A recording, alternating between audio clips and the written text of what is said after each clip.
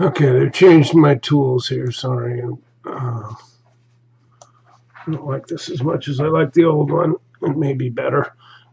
Anyway, this is an addendum. I neglected to talk about adverse possession during, that doesn't work either, during my previous speech, and so I wanted to talk about something called adverse possession.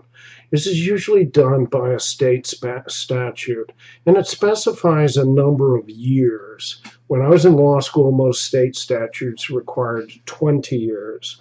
I believe the textbook spells out something as little as 15 years. But I don't know of any states that do that. The standard rule is if I'm in open, notorious, adverse, continuous, and actual possession of land owned by someone else, and that person never interrupts my possession, enjoyment, use, I can eventually sue under the laws of adverse possession and make it mine. Now, the thing we look at here is that the law favors active owners. If I'm using your property and you're not telling me to get off of it or to stop using it,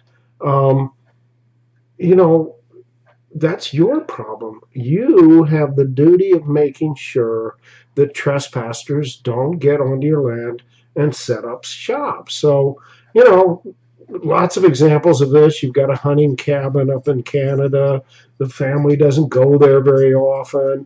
But you got to show up every 4 or 5 years and walk the whole property and make sure, if you want to hold on to it, make sure that there's nobody squatting on it. This is squatters' rights, is what this is commonly known as. Maybe, but there's an example in the book that's really pretty good. There were two businesses.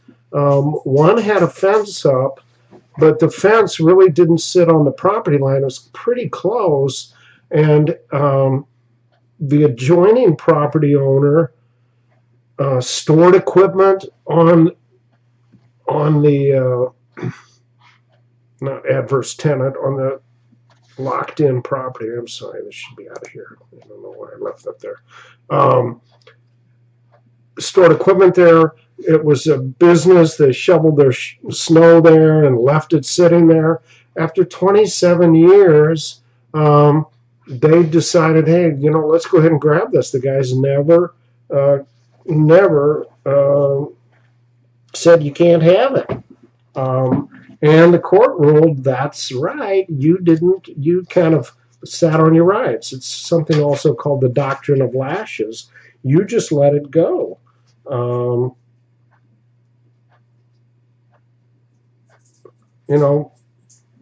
You've got to gain it. So, is it open? Do they have a fence sitting on your land and you never say anything about it? Are they trying to take it? Not necessarily, but by their actions, if they're continuously using it and you don't tell them, hey, you got to stop that, there's always a potential for the surveyed limits to be shifted. Your neighbor builds a fence that comes onto your property. You've got to walk out to them and go, hey, that's on our property. In fact, I'm kind of, I got this going on with my neighbor, and I'm not sure how to resolve it. They're really nice people, and I mention it to them, and the fence is about to fall down, and I've offered to rebuild it. But the guy says, no, it's my fence. I got to fix it.